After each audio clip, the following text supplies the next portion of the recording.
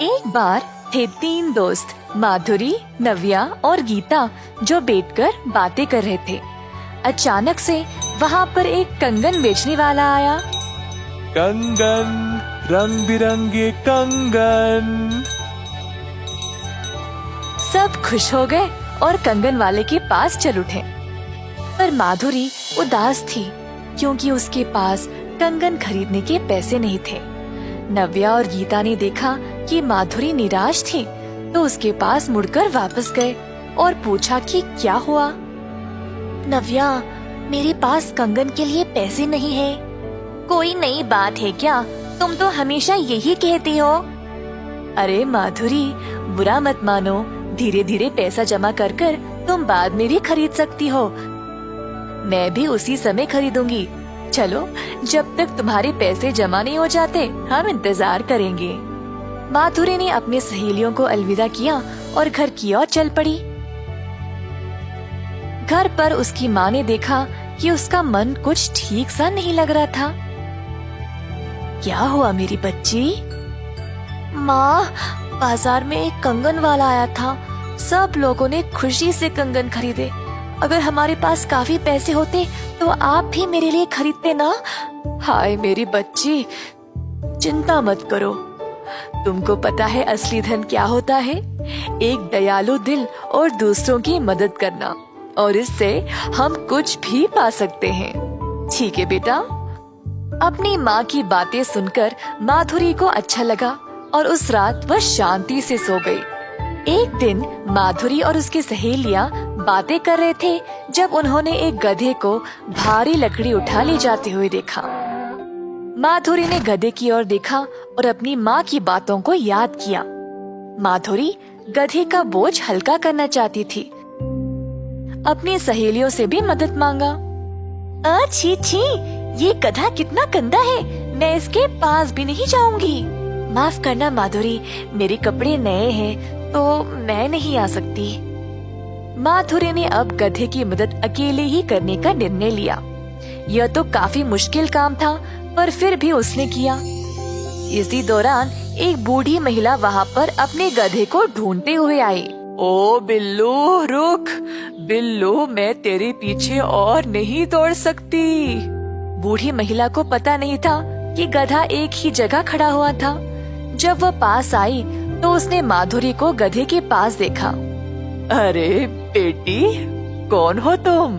अम्मा जी, मैंने आपके गधे को अकेले इतना भार लेकर चलते हुए देखा, तो बस मैंने थोड़ा सा बोझ हल्का कर दिया गधे की मदद करने के लिए। क्या तुमने अकेले इतना भार उठा लिया? वाह, तुम तो काफी बलवान बच्ची हो। क्या तुम मेरे घर आकर मेरी मदद करोगी? चलो, इस लकड़ी को साथ उठा ले चलते हैं। जरूर अम्मा जी। माधुरी बूढ़ी महिला के घर गई और उसकी मदद की। ठीक है अम्मा जी, अब मैं घर चलती हूँ। अलविदा। अरे लड़की, रुको तो सही। तुम बहुत प्यारी हो। तुमने अपने कपड़ों और हाथों के गंदे होने की परवाह किए बिना मेरी इतनी मदद की। तुम्हारा स्वभाव सच में बहुत दयालु है। ये चक्की ले जाओ, मेरी तरफ से तुम्हारे लिए एक तोहफा। माधुरी को लगा कि यह चक्की रसोई में उसकी माँ को काम आएगी और खुशी से भेंट स्वीकार किया। प्यारी बच्ची, यह कोई साधारण चक्की नहीं है, ये जादुई चक्की है। इस चक्की से तुम कोई भी खाने की चीज पा सकते हो और केवल तुम ही इसको रुको रुको कहकर रोक सकती हो। की बातें सुनी और वहाँ से चली गई। घर जाकर अपनी माँ को सब कुछ बताया।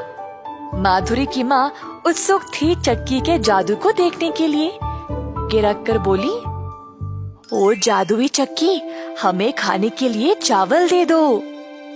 ऐसा बोलते ही चक्की चलने लगी और उसमें से चावल के दाने निकलने लगे।